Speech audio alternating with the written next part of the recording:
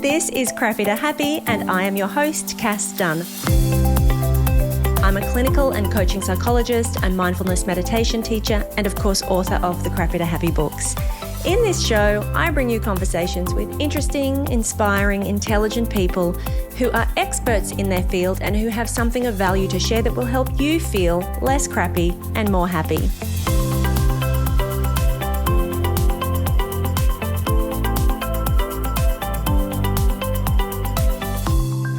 Welcome back to another episode of Crappy to Happy. Today there are planes flying right over my house and it intermittently starts raining and is quite loud and there's hail. So let's see how we go with recording this episode with not too much background noise, I hope.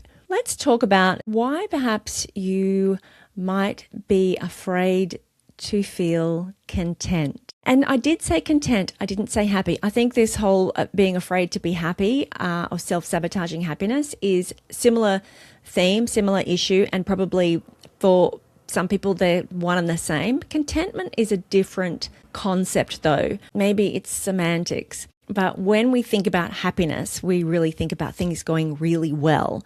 Happiness, we associate it with when you get the promotion, you get the relationship, you get engaged, something great happens in life, or you're just generally feeling, like things are going well. And obviously the podcast is called Crappy to Happy. I've written a lot of books called Crappy to Happy, but I think I've been very clear when I talk about happiness that I'm not talking about that fleeting emotion that comes with things going your way.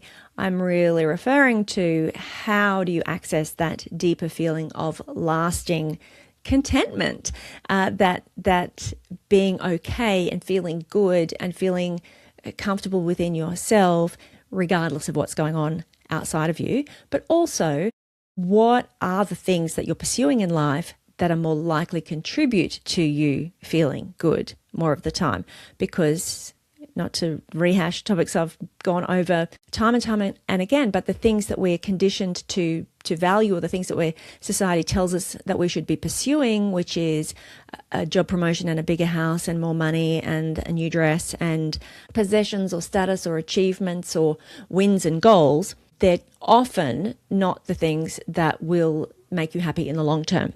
The things that make you happy in the long term quality of relationships, living by values, sense of integrity, experiences, etc. That is not the topic of this podcast, but that's the context when I talk about happiness and contentment. So happiness is pursuing things that make you feel really good. It's that riding high, everything's great. Contentment more is the sense of enoughness, the sense of satisfaction with what you have. Being content it's a sense of peace, it's a sense of calm, and it's a sense that what you have is okay, that you're okay. And so it's got a different flavor to it than what happiness is as we typically define happiness in life. And the reason that I wanted to talk about this idea of are you afraid to be content is because in our group, in my Beyond Confident group, which is for business owners, entrepreneurial women, so small business owners, people who are self-employed, often service providers, doing it on their own, and who struggle with imposter syndrome, self-doubt. They're overwhelmed, they're doing too much, they're overthinking, they're struggling with undercharging, their life is not in balance, etc.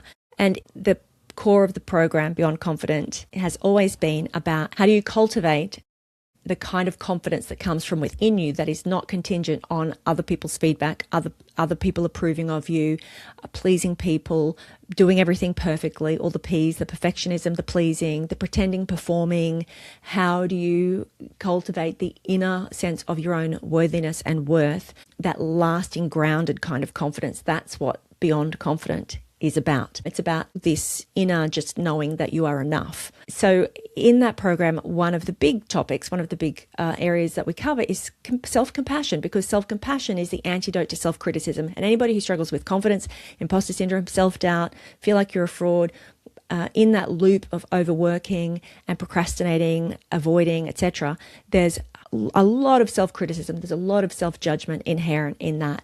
I mean, that's probably fairly universal, but particularly for people who are the really perfectionist, never feeling good enough, that crowd, there's a lot of self-criticism. And it's the self-criticism and the self-judgment that drives all those behaviors that are designed to get approval from outside of you.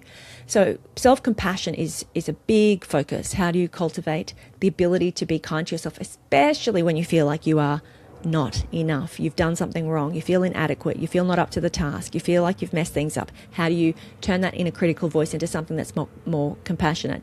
And so I've been really refreshing all of my reading and research and what I know, all of the content that I already have and use in this area of compassion. And in compassion-focused therapy, which is Paul Gilbert's model that he introduced, I've talked about it before on the podcast, the 3-circle model. I love that. He talks a lot about using imagery and using visualization to connect with your compassionate self, this compassionate part of you that you're often very disconnected from.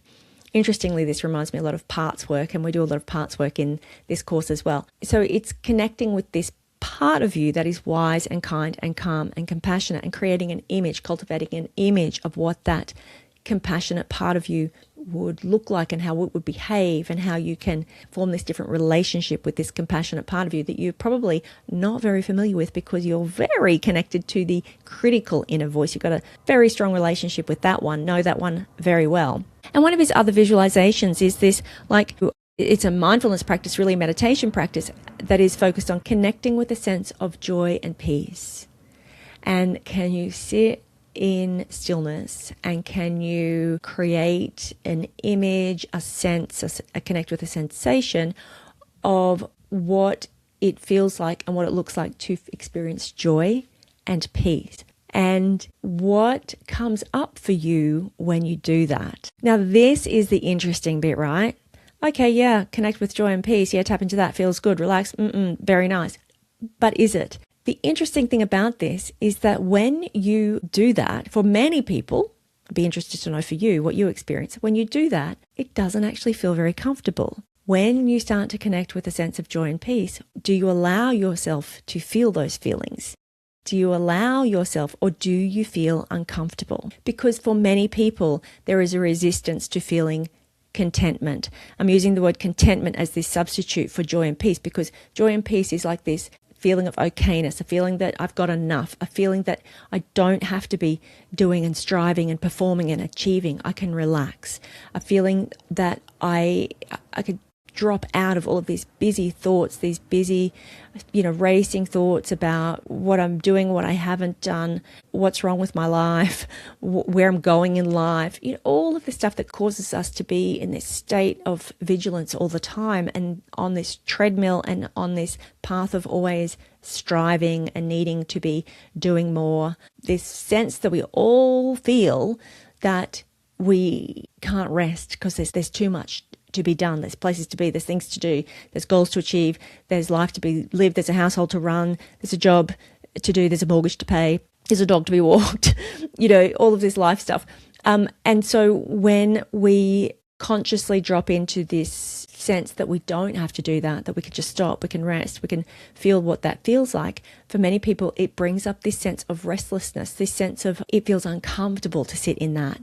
And I wanted to explore that a little bit and maybe share with you some reasons why that might be, and you will have your own experience, but why do we feel uncomfortable with this, and what can we do to start to feel more comfortable with this? Because the path to feeling more contentment and more peace and more joy in life is to really practice being okay to feel that. It's not enough just to say, I want to feel more joy and more peace. It's how do I get okay with feeling that? How do I let myself feel that? How do I practice feeling that? Because clearly, for many people, it actually doesn't feel that comfortable, and we immediately look for something to do, or the stories start up about what's wrong and why we can't feel that. So let's dive into what some of those reasons might be. I think the first one is exactly what I said. We have been conditioned, all of us in our Western society and in our lives ever since we were little and started school and then made our way through that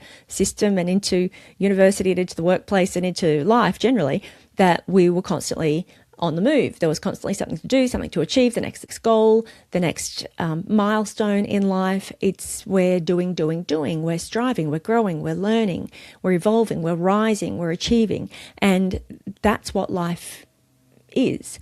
And when you kind of intentionally stop that, when you ask yourself to stop that and just be okay with where you're at, not have to do that, it just goes against the grain. It's not familiar.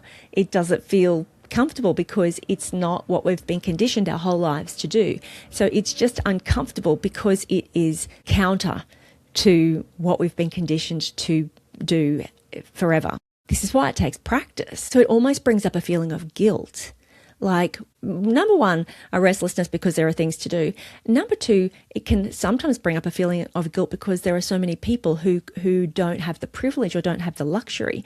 There's that sense of almost concern for other people that means that you don't feel okay, you don't feel comfortable to feel like you have enough, that you can experience joy or peace because other people don't have that luxury, other people don't have that privilege. It just feels like, well, who am I to deserve that? Who am I to be worthy of that? So far, I've been talking about this in terms of like a practice, an intentional practice. Just tap into a feeling of joy and contentment, see what comes up. But when we talk about just in life generally, what happens if you feel content? What do you think might happen? For many people, there is a real belief, a real sense that if I feel too content, I will get lazy, I'll get complacent, that I'll let myself go, I'll stop trying, I'll stop working to be better, to achieve more. It's ingrained in us that contentment is akin to just like dropping out of life and all of the things that you've still got to do and to achieve. So that's interesting too. Again, it speaks to how much of our conditioning is to be effective, to be productive, to be worthy, is to be doing and achieving. And if you feel content, if you feel joy and peace and just relax with and okay with where you're at, then that is like giving up almost. So then there's the deservingness, then there's the worthiness. Like, do you feel like you are worthy of feeling content? And that often goes back to, if you had early experiences where things never really went well for you, or things have always been a bit rough for you, and it's always seemed like it was other people who got to be content, it was other people who got to be happy, I'll use the word happy there, that those things were for other people but not for you. And so if feeling peace and joy and okay and safe in the world and enough, like you have enough, you've got enough, you don't need to do anymore. If you have never felt that or experienced that, then inviting those feelings in can feel deeply uncomfortable because it's deeply unfamiliar, and your brain finds safety in what is familiar, even if it's unpleasant, even if it's uncomfortable. As far as your brain is concerned, if it's familiar, I know what to do here. I know what to do with this. I recognize this. It's not comfortable. I don't like it, but I know it. It's familiar. And so if feeling good, if feeling content, if feeling relaxed, if feeling happy and safe isn't familiar, then by definition, your brain registers that as unsafe and something that isn't belonging to you. So it will immediately start to act and start to drive your behaviors. You'll unconsciously start to do things unconsciously or consciously to be less content, to sabotage whatever is going on. It's a sense that this does not belong to me. This is not available to me. I'm not worthy of this. And so then I'll go to create something else to be dissatisfied with, or some other problem or whatever. So there is the need to be achieving, the productivity. There's the guilt. I feel guilty if I'm doing nothing. I feel guilty if I feel content because so many people have it worse than me. How is that fair? There is the sense of deservingness, of worthiness. I don't deserve this. It feels unfamiliar to me. And then the other one is this: when I start to feel content, it can't last. It's as soon as things start to feel okay and I start to feel satisfied with my life, then it's like I'm waiting for the other shoe to drop. This can't possibly last. And that's because probably throughout life, when things have been going well, then maybe something has happened, maybe particularly for you and your life and your experience. But I think for everybody, just the general cycle of life and the Buddhist impermanence, like nothing really lasts. Like we go through periods of time where things are going really well and we're on top of the world, and then we go through periods where things are pretty crap and it feels like everything's against us and everything's going wrong. And if you're in a place where you're feeling like things are going well and I can feel kind of content and satisfied, then this sense is that, what's going to happen next? And the sad thing about that is that just because The cycle of life, like I said, it's not always going to be going well. Things aren't always going to be going great. You're not always going to be in a place where you feel really content and satisfied. That's more reason to really just settle into it and enjoy it and feel good about it while it lasts, because maybe it's not going to last. You see, the sucky thing is that like we do this to ourselves, where when things are crap, all we want is for things to be better. And when they're better and things are going well, all we do is spend the whole time waiting for the other shoe to drop and thinking that it can't last. So even when things are going well, we don't actually let ourselves enjoy it and appreciate it and feel okay with it, because we're constantly just kind of waiting and anticipating for the next bad thing to happen, instead of just really allowing ourselves to relax and immerse ourselves into the fact that things are actually going well for a time.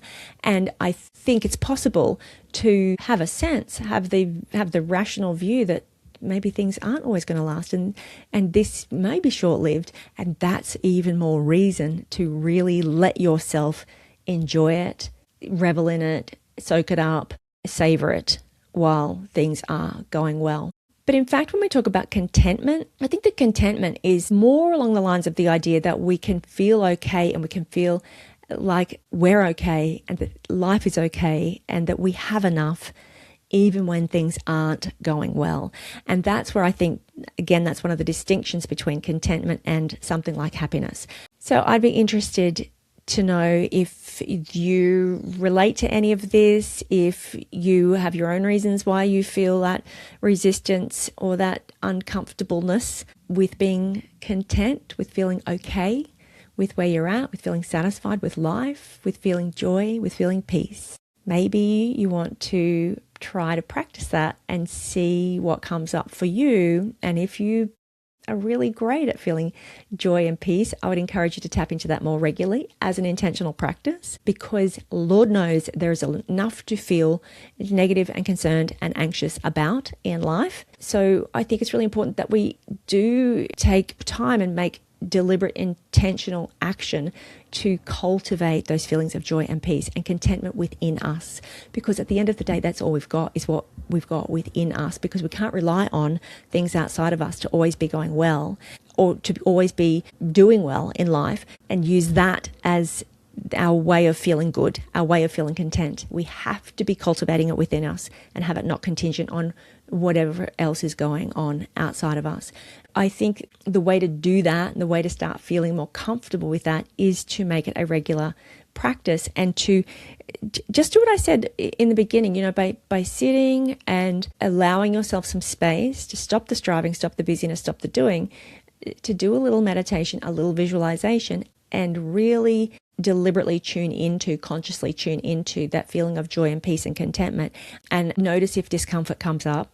Notice what comes up for you. Notice what the resistance is. Be curious about it. Don't judge it. But practice sitting with it and practice being able to expand that container to be able to hold more. Because if it feels unfamiliar to you, if it feels unsafe for you, if you notice it immediately, you think this can't last, or I don't deserve this, or there's other people, then that's just more sign that you need to practice this more. That's not all a reason to not do it. That's a reason to spend more time cultivating this ability to be able to tune into that feeling of joy and peace within you, contentment within you, knowing that you are enough, you have enough, you do enough, you're okay. And then hopefully the more that you do that, the more that you tap into that, the more that starts to infiltrate and influence how you feel about yourself as you go through life and as you go through your days, and as things do go wrong and things come up, which they do. And hopefully that helps you to cultivate this kind of inner sense of your own enoughness.